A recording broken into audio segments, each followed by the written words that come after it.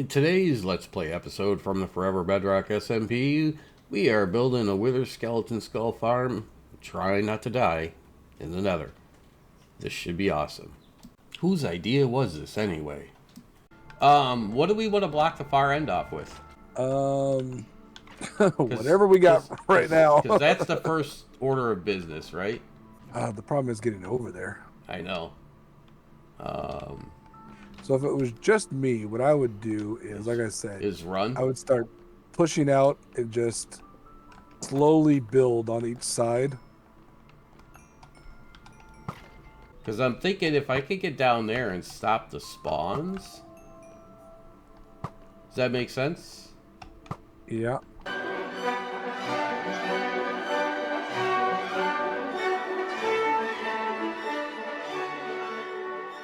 That wasn't going so well. You know what? Let's back off and let them all despawn, and then, like, I'll bum rush that other side. That was funny. Yeah. No, it wasn't. Don't stand in the door when you're opening it. Yeah. Let's back off and let them despawn. We decided to regroup, then make a calculated attack on the far side of the bridge. All right, thumbs up. Ready, guys? Let's do this. Leroy Dragons! Okay. Blazes have stopped spawning now. You're actually wearing gold. Yes. I am not. You're safe. As long as I stand right here and don't die, you're safe. I have a whopping 14 buttons on me, even though I got this far. So what you want to do with a design like this is to basically spawn-proof the entire bridge these spots and as much of the area as possible so that you can actually build the farm without being mauled the entire time. We're using buttons to go ahead and spawn-proof the entire bridge, and I would also stand guard for any of the blazes that would be popping up or gas that would come in the area, with Fred following behind me with more buttons to get this bridge completely spawn-proof before we started marking off the actual spawn areas and putting in the sidewalls and ceiling. Building this farm in survival, this is actually the most tedious or most dangerous portion of the build, is trying to get everything spawn-proofed. As you will see here, we end up fighting quite a bit, even with getting all the spawn-proofing in that we end up still fighting a lot of gas, a lot of hoglins. And like I say, this is the most tedious and dangerous part, but once you actually get this done, the rest of the farm is a cakewalk to build.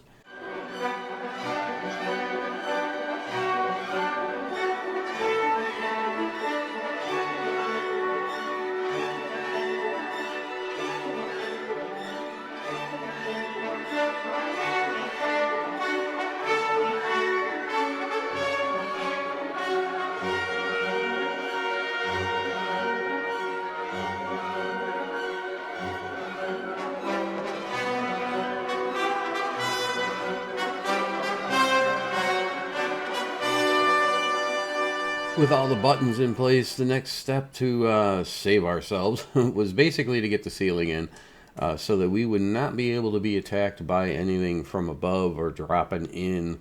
Rather than just cut the clips from section to section of the build, I'm going to go ahead and do a little bit of a time lapse here so you can get a view of what it takes and how we approached building each segment in survival, in case that helps you out any. So let's just kick back and enjoy the time lapse.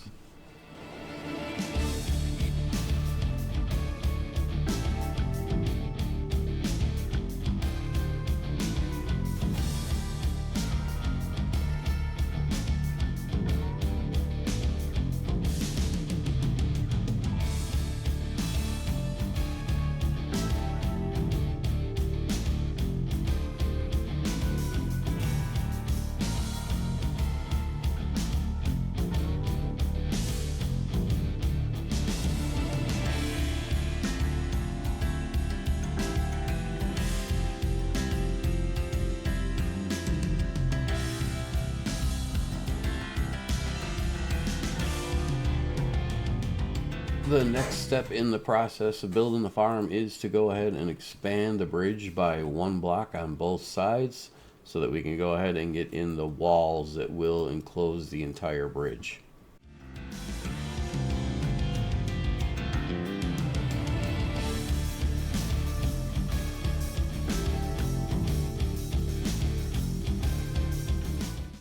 For the side walls, we're going with pillared quartz, and in between that we are going with red stained glass panes and iron bars.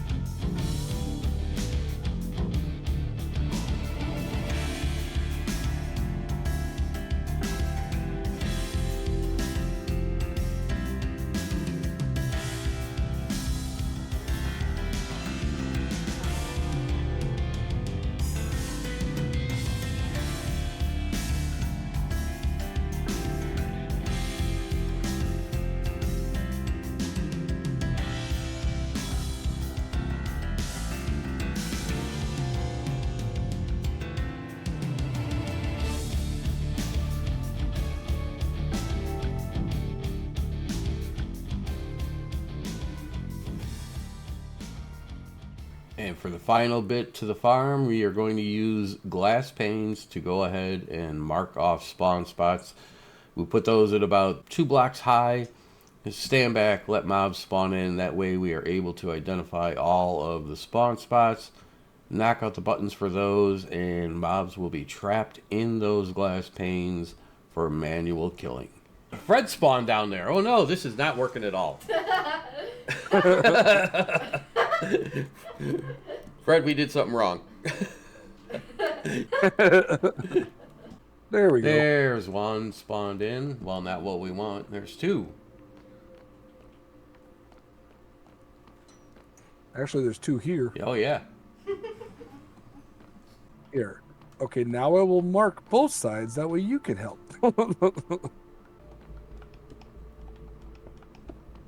Don't use the spyglass when you're having joining lag. Hey, man. That was mine. You're slow. Excuse me. I'm precise. Slow. Call me slow. Yeah, I have no idea now which buttons to break out, though. Red knows. Don't worry. Well, considering how slow you were with placing glass, I figure I'll just do this. Yeah, by you're myself. already halfway done, so. And now with all the buttons broken out so that mobs can spawn in our little glass pane traps, it's time to do some testing. All right, we've already got customers. Yes, we do. So we just run back and forth, kill everything we can. Holy cow! Oh, That's man. a ton of That's a lot. skeletons. A lot of skeletons, huh? One head. Nice. Nice. And cool, we got stuff back at the other side. Not as much, but... With the farm all completed and doing a little bit of testing, I came back a while later by myself. Obviously, the number of players online and in an area impacts mob caps. So, came back by myself with a little 15-minute test that you see here. And I was getting 7 to 9 heads every 15 minutes. So even though this is a manual kill farm, the rates are actually really good. You're talking about 28 to 36 heads per hour. For a small SMP or a solo world, this farm is amazing. Simple, easy to build, very light on resources, and no redstone whatsoever. And now for an important PSA from Cage Creations MC. Lunar, take it away. 99% of the people watching this video are unsubscribed. Subscribe now. Definitely. It helps the channel out a lot, and it lets us know what videos you like to see from us. Thanks for watching, everybody. Hope you enjoyed the video. If you have any questions, leave them down in the comments. And for more details on the farm and the build, definitely go check out Freb's episode. We'll have that link down in the description below. Definitely go check that out. We will see you all next time. Take it easy, everybody.